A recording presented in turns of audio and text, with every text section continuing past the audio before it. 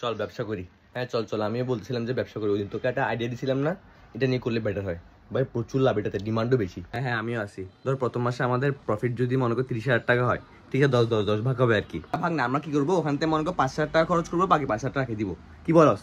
কারণ পর আবার ইনভেস্ট করতে হবে না, মনে কর আবার সেম প্রোডাক্ট আমাদের আবার ইমপ্রুভমেন্ট করতে হবে না। ইতের কথা ঠিক আছে, ইতের কথা ঠিক আছে, এম করতে হবে আর কি। 5,000 উঠে পরে 5,000 রাখি দিতে হবে। হ্যাঁ হ্যাঁ এটাও ঠিক। দ্বিতীয় মাসে মনে কর তাহলে আমাদের যদি মনে কর 50,000 উঠে যায় আর কি, বা 50,000 বা 75,000, তাহলে 25 করে ভাগ হবে আর কি। এমনি চিন্তা করতেছি যাবো ভ্যাকেশনে যাবো 25,000 টাকা নিয়ে, কারণ ব্যবসা তো করে ফেলছি অনেক, একটু ঘুরে আসি।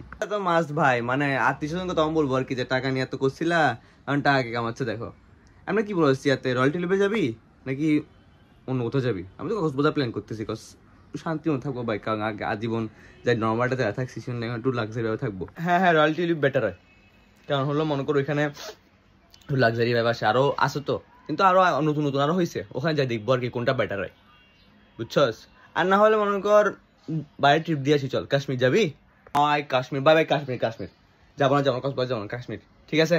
এই রেমি 25,000 টাকা নিয়ে কাশ্মীর যাবো। হ্যাঁ আমি তো ভুলেও গেছি, হ্যাঁ কাশ্মীর যাওয়া যায়, মনে কর 3,000 টাকা যোগ করে আরো কিছু টাকা অ্যাড করে যাওয়া যাবে, ঠিক আছে?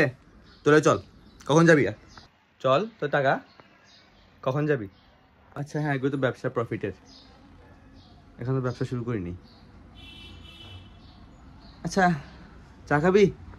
হ্যাঁ সামনে আরো প্ল্যান করবো আর কি, চল চা খাই, চা খাইতে খাইতে প্ল্যান করি, আগে বাইক খাইতে বেটা।